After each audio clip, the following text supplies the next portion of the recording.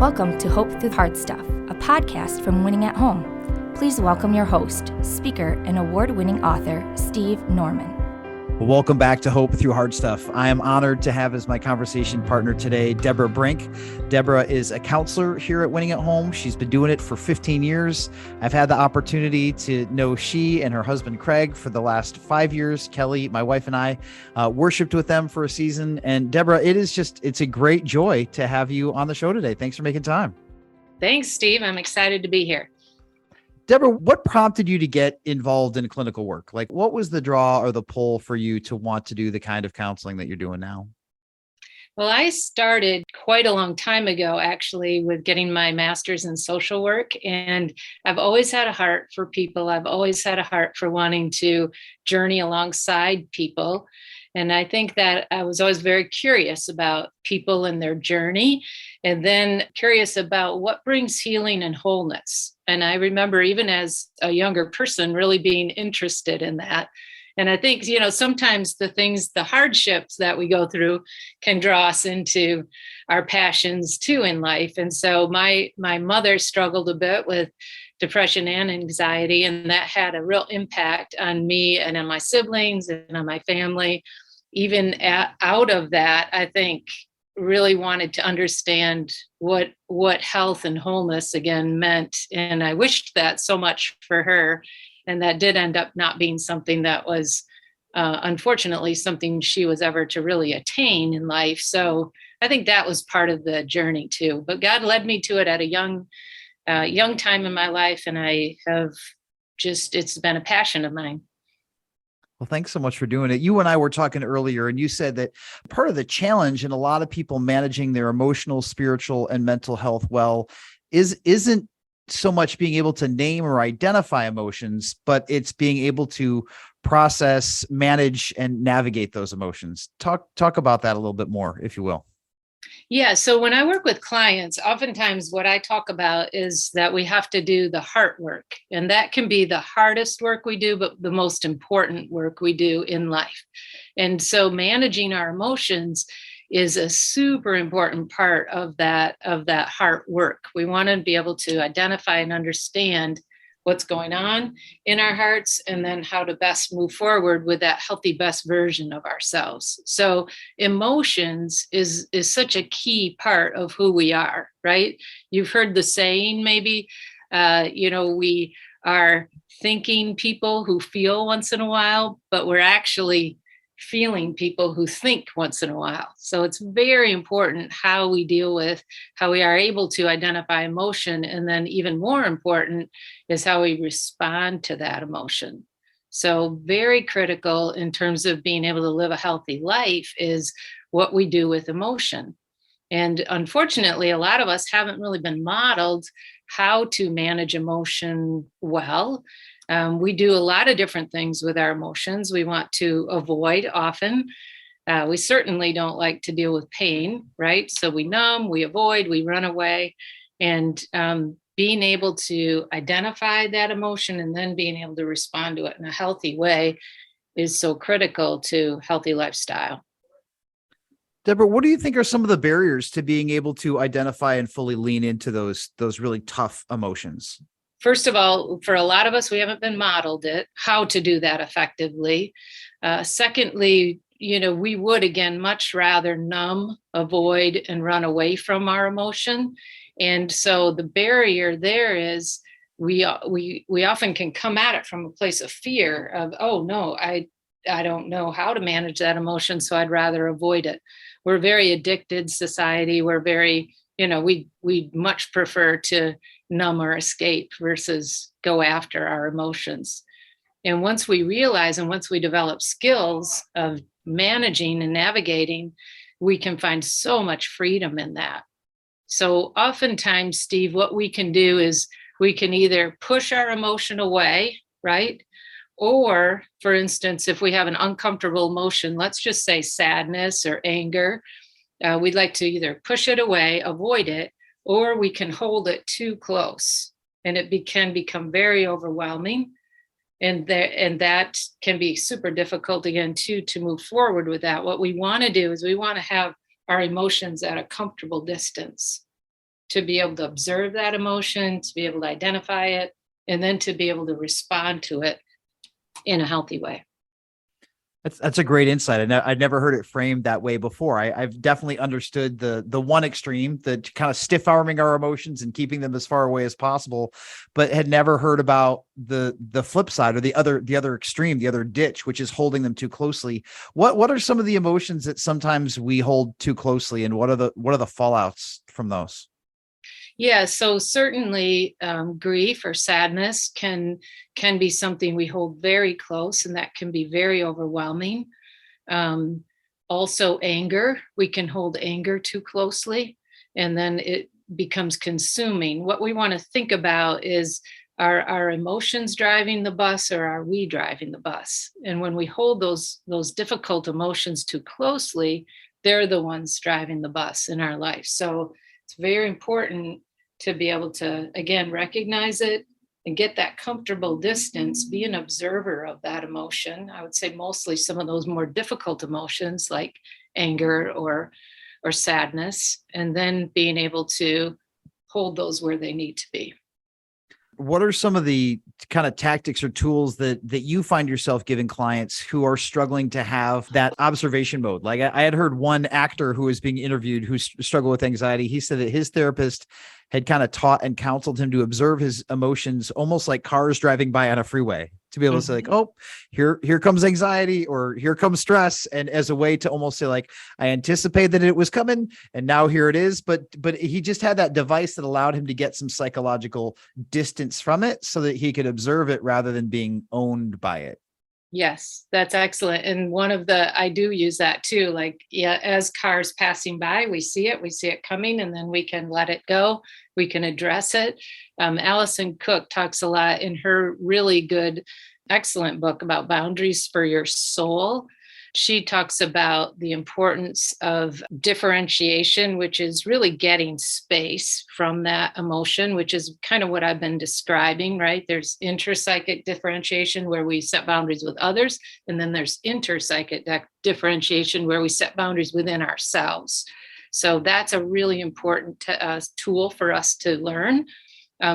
Practically speaking, kind of like you were saying with the cars going by, another practical thing that we can do is we can, first of all, focus on it, name it, right? And be able to feel it within our bodies. That's a super important thing.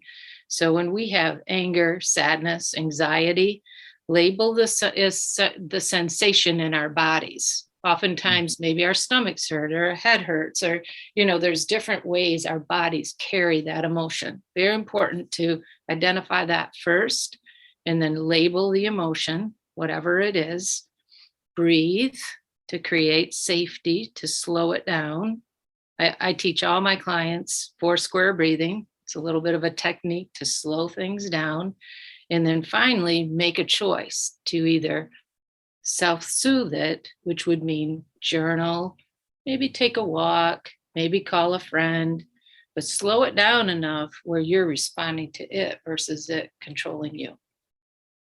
That's fascinating. It's so helpful. And when you talk about making a choice, it's great because it reminds me that like I'm equipped and empowered to manage those emotions rather than just be beholden to them. And I think that sometimes there's a popular sentiment that just says, hey, we should feel all of our feelings, and we should feel them fully, and we should feel them publicly. And while that is well-intentioned, I hear you saying that if we just let the emotions run ragged, if we let that like fire of whether it's anger or grief or resentment, whatever else it is, if we let that burn uncontrolled, it can be really dangerous to ourselves and others. Right. And I'm not saying that we are not to feel the emotion. We need to look at it. We need to consider it. We need to be observers of that, but then also manage it in a way that's life-giving and helpful to us. Yeah.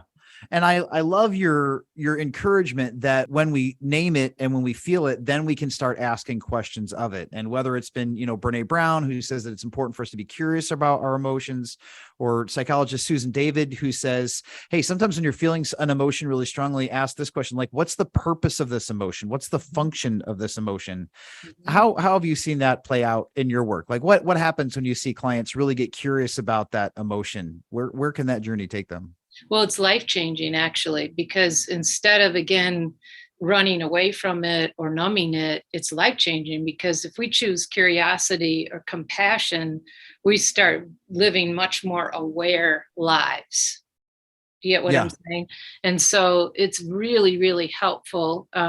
One of the things I talk a lot to my clients about is the whole concept of regulation, which I'm sure you've heard that term, being regulated or dysregulated. And we all have a wide range of emotions. Oftentimes we end up in survival mode, which is Mhm. fight, flight, or freeze, right? And we do a lot of life up there. And instead of looking at that and doing life from that place, what if we did life from our window of tolerance, which is more of that middle ground? And that's that regulated place. And that's not a flat place. That's our ups and downs. We acknowledge our emotions, but we're more regulated. Um, Andy Kolber has done a lot of excellent work in that with Try Softer, her book, Try Softer. She teaches a lot on that. But when we are able to do life, regulated people are healthier people. They have healthier relationships. They are able to trust themselves more. They're more confident. We live life from a place of regulation. When we do trauma work as therapists, we are often helping our clients to become more regulated. It's such a gift. And I love your framework there, Deborah, because when you say that if we live in that dysregulated zone of that fight, flight, or freeze, you can do that for a season, but you can't do that indefinitely. It has Right. long-term effects on us psychologically, physically, spiritually, if we don't wrestle down the tools to graduate beyond that space. Right. That's so good. So talk a little, I'm intrigued. Come back to the kind of interpsychic boundaries that you talked about. How do we set boundaries? Like I'm aware of setting boundaries externally in my relationships with other people. Unpack that idea just a little bit more for me about what does it mean to set internal boundaries? Yeah, so that fits a lot with what we're already talking about with emotion, right? And obviously, like you said, setting boundaries outside with other people and in our relationships is such an important thing in terms of healthy relationships too. What's okay and what's not okay. Well, interpsychic differentiation, which is setting boundaries within ourselves, is equally important, because we can again be in that survival mode where the emotions are the things driving our lives and driving us. And it's very difficult, Steve, to be able to find our true identity and to find ourselves when we're in survival mode. So Right. being able to set those interpsychic boundaries or interpsychic differentiation allows us to know ourselves better. So it's super important. So we pay attention, very important to pay attention, be aware. Oh, this is what's going on. I'm sad today. This is what's happening. And then why? What am I sad about? Why am I sad? What's going on? Being observers of that, right? And now, because again, we're looking at appropriate distance, right? We're not shoving that sadness away. We're not letting it overwhelm us. We're getting that comfortable distance. Now we can differentiate. Now we can set a boundary with that sadness and say, well, what do I need with that? And it's not to say we can erase the sadness, obviously, but we can have a relationship to it, a relationship to our anxiety, a relationship to our anger that's healthier. Deborah, you mentioned when we're kind of having this internal conversation, being curious about those emotions and then also giving ourselves compassion. But for those of us who haven't had self-compassion modeled well, like I think a lot of us, I'm a Gen X. And so I grew up kind of kid of baby boomers and they grew up in an environment where their parents had survived the Great Depression and they'd been through World War II. And there was just kind of a fixed stoicism. You just didn't really complain about stuff. I don't think anybody was trying to be mean, but if you had a problem, sometimes the sentiment was like, boo hoo, everybody's life is hard, get over it. And so you learn early on to kind of limit self-compassion. There was sometimes feelings of shame or guilt that was associated with like, oh, I'm really sad. Well, guess what? Life is hard. Get over it. Or I'm really angry. Well, Bible says you should forgive people. Get over it. And how have you found, either in your own journey or in your work, how have you found people being able to take healthy, mature steps towards self-compassion? Yeah, well, again, this is another concept, Steve, that's so life-giving. I think a lot of us can identify with what you just said about being raised in homes where no, no, no, no, no, we just pull it together, go forward. We don't acknowledge, some of those harder emotions, and we just get over it. A lot of us can identify with that. But what we're finding both in neuroscience and in the psychology field and just in culturally lately is just self-compassion is the thing that allows us then to, because we're more aware and we're practicing less judgment and more acceptance, we can love better. So the biggest thing that we're trying to do is we aren't trying to be just these self-absorbed people running around. We're trying to be able to love both ourselves and others more effectively. And when we heal, that's what happens is we love better. So I would say what I'm seeing with self-compassion for my clients, and then I would say both for myself personally, the more I practice that, the more I'm able to, again, I love God better, love myself better, and love others better, because I'm coming more from a place of compassion versus a place of that inner critic. Sure. And I think I found regretfully in my own journey that if I don't show compassion to myself, it becomes very challenging for me to show compassion to others. If it's, Absolutely. hey, if the bar is high for me and I fell short and I feel bad about it, then you should also feel bad about falling short of a bar that I have in my brain for you that I might not have even ever communicated. So that you're right, that refusal or inability to show compassion really can compound itself in complex relational dynamics. Absolutely. Yeah. It's not saying we don't own our stuff. We need to own our stuff. But if we own, and even our story, we need to own our story with compassion. That allows us to move forward. So self-compassion is a big deal. And with Brené Brown and her research too, she found that the way forward really, in terms of especially dealing with such difficult emotions, such as shame, is really self-compassion. That's so good. Deborah, you mentioned trauma, and it seems like in many ways, trauma is becoming a word that is popping up more and more in everyday conversations. For people who aren't maybe versed in trauma language, how do we know when somebody's been through a legitimate trauma, or maybe they're just being a little bit exaggerative with their speech? It sounds horrible even as it comes out of my mouth, but I was having a conversation with a friend. He's like, oh, well, when you had this and that experience at this and that ministry, you experienced a spiritual trauma. And I found myself like kind of cringe when I heard that, because I'm not discounting that can happen, but just because you experienced something that was difficult or disappointing doesn't necessarily make it traumatic. Can you talk about the nuances of what trauma is and why it's important to maybe not misname it? Mm-hmm. Yeah. So yes, it is a word that is often used now. And I do believe it's important not to misname it. I mean, there's an actual DSM-5 diagnosis of PTSD, which is post-traumatic stress disorder. And that's when we look at trauma and we look at something that has occurred that is really it's interfering with your ability to live life well. That kind of trauma or traumatic experience it impacts people in a lot of different ways. And then there's what is called small t trauma, which can be something that occurs over time. For instance, maybe a child in an abusive environment, but that environment isn't physically abusive. It may be some emotional abuse or emotional neglect, which can also be traumatic too. There's different levels of trauma, right?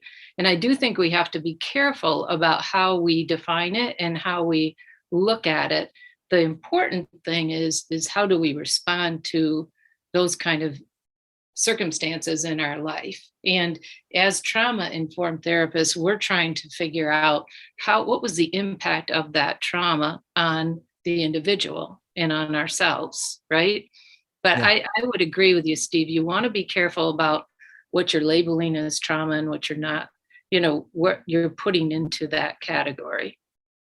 So as a therapist, how does the work between people who are processing a big T trauma differ from the work with somebody who's processing like a small T trauma? You look at how it is impacting the client. You have to look at what kind of things how is it interfering with their lives? How is it impacting how they're going forward? We don't even sometimes have to necessarily focus in on, well, that shouldn't have been a big trauma for this person. You don't have to look at that as much as you have to look at how is it impacting? How is it getting in the way? And then how do we heal from it?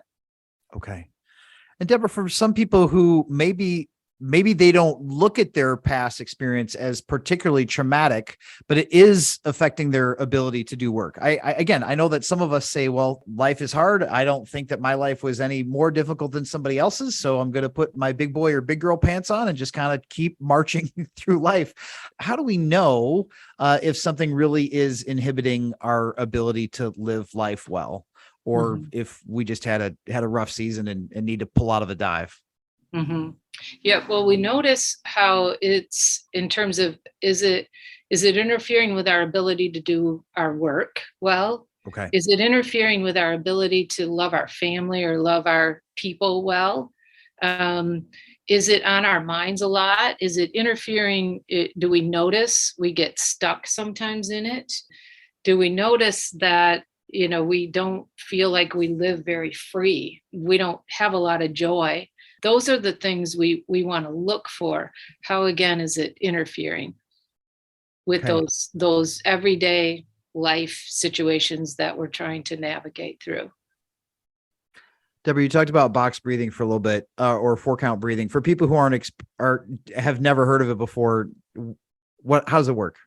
Well, one of the things that's really important, again, is especially I work a lot with people who are struggling with oftentimes anxiety, stress, those kinds of things. So one of the things that's super important is our ability to calm our bodies.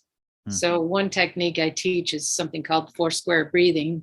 And if you picture a square and you picture a 4 on each side of the square, you're going to want to breathe in through your nose and count slowly to 4. And it's more abdominal breathing versus shoulder breathing.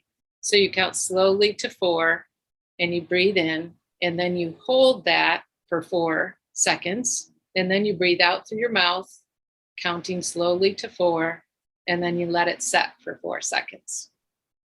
That's called 4-square breathing. And it's taught to Navy SEALs so that they can focus in highly stressful situations. It's very grounding, centering. And about how many repetitions, like how many times do people usually need to work around the box before they're starting to feel anchored? Yeah, you should do it at least 4 times, and you don't count too fast, because that doesn't help you. So count slowly, hold it for 4, and then out through your mouth and let it set for 4. I think one of the things that was challenging for me when that tool was first introduced to me is like that holding between inhaling and exhaling, right? Because we're conditioned to thinking that, well, you breathe in and you breathe out. And that hold, like those 4 seconds after you take air in and after you release air, are tricky because you would never do that consciously. Right. And so doing that gives you a release sense, a centered sense of control to be able to say, Absolutely. like, oh, I'm here. I'm present. Yep. I can choose. I have more agency than maybe I thought that I did 30 seconds ago before I started this. Yeah. And again, especially with anxiety or some of those more uncomfortable kinds of emotions or feelings, we feel very out of control, right? And it does hit our bodies first. So that's why we want to do that calming, centering, grounding, getting in touch with our breathing allows us to be more on top of the anxiety itself too. Deborah, that's a great tool. Are there any other tools that you think listeners who are really kind of struggling to power through emotions and get appropriate distance from them should be adding to their toolkit? Yep, I would say definitely the grounding, centering, anything you can do to calm your body is super important. To notice how your body's being impacted by some of the anxiety or the difficult emotions, and then really being able to kind of work on correcting your thinking, because oftentimes we go to worst case scenario, or we hold those emotions too closely to us.